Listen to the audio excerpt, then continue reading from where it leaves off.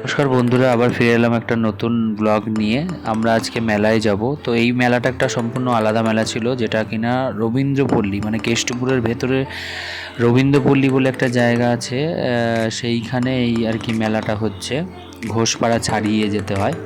তো মেলাতে আমি যাওয়াতে খুব এক্সাইটেড ছিলাম। আমি একটু খুঁজছিলাম যে ব্রেক ডান্স বলে একটা চড়ার যা জিনিস আছে সেইটা এসছে কিনা। তো প্রচুর ভিড় হয়েছিল মেলাটায়। এই মেলাটা বারোয়ারিতলা মেলা বলে, সরি। তো বারোয়ারিতলা মেলাটাতে যাওয়ার জন্য ঢুকছি। তো গেটটা তো আশা করি দেখে নিয়েছো তোমরা। এখানে প্রচুর মানে লোকের ভিড় ছিল।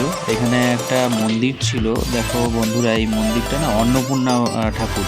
এখানে আর কি অন্নপূর্ণা পুজো হয়েছে। আর এই মেলা মানে এই অন্নপূর্ণা পুজো উপলক্ষ করেই এই মেলাটা, মানে এটাও আর কি চড়ক মেলায়। এখানে না ফাংশনও হচ্ছিল। তো প্রচুর লোক ছিল, দেখে নাও। খাবার দাবার তো প্রচুর দোকান ছিল। এবং আমি এক্সাইটেড হয়েই মানে মেলার এই যে নাগরদোলাটা দেখতে পাচ্ছেন, এটা দেখার জন্য আমি উৎসুক ছিলাম।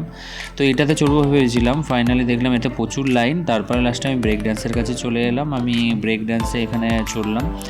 তো ব্রেক ড্যান্সটা মোটামুটি ভালো লাগলো, খুব একটা ভালো লাগেনি। তার কারণ হচ্ছে ব্রেক ড্যান্সটা না জোরে চালাচ্ছিল না। আমি অনেকবার বলেছিলাম, এদেরকে রিকোয়েস্ট করেছি, তাও চালায়নি। তো আমি মোটামুটি ভালো লেগেছে, এই কারণেই বলবো যে ব্রেক ড্যান্সটা অবশেষে আমি পেয়েছি। তো বন্ধুরা, তোমরা এসে ঘুরে দেখে যেতে পারো। মেলাটা মোটামুটি ভালো, প্রচুর লোকের মানে ভিড় এখানে তুমি দেখতে পাবে। আর সব কিছুই এখানে মোটামুটি আছে। তো আগে একটা মেলার ব্লগ ছেড়েছিলাম, তার তুলনায় এটা যথেষ্টই ভালো। তো আমরা লাস্টে সবাই মিলে আর কি আমি মেলাটা চড়লাম। নাগরদোলাটা চড়ার ইচ্ছে ছিল, কিন্তু চড়লাম না। দেখা যাক পরের বারে যদি কোনো মেলা হয় সেটাতে গিয়ে চড়বো। এটাতে আমি একা হয়ে গেছিলাম। বন্ধুরা, কেমন হয়েছে ব্লগটা একটু জানিও। ভালো থেকো, আবার দেখা হবে পরের ভিডিও।